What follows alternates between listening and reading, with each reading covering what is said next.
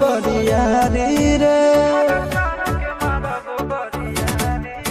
छूटा जी तो कैल रंगदारी रे घर चढ़ के मारब बरियारी रे तोरा बाप के न तोरा दादा के चिन्हबौ बेटा सब गोली मारबौ तैगो गिनबौ तोरा बाप के न तोरा दादा के चिन्हबौ बेटा सब गोली मारबौ तैगो गिनबौ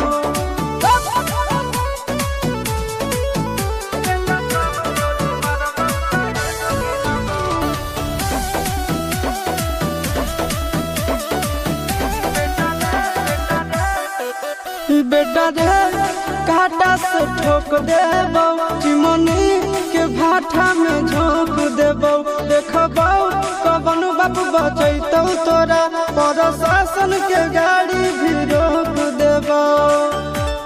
बेटा जी सुनो बेटा रे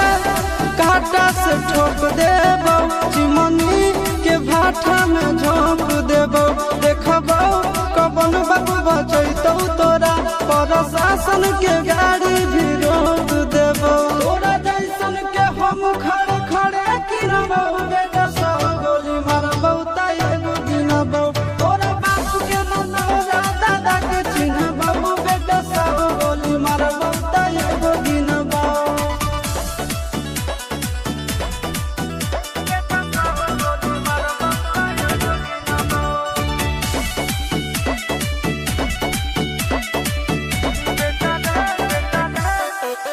बेटा रे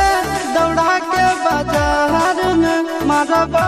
गोली तोर कपार में रंगदारी जे करभी बिहार में गड़ देबौ गंगा जी किनार में इतना मार पड़तो न बेटा बेटा रे दौड़ा के बाजार में मारबौ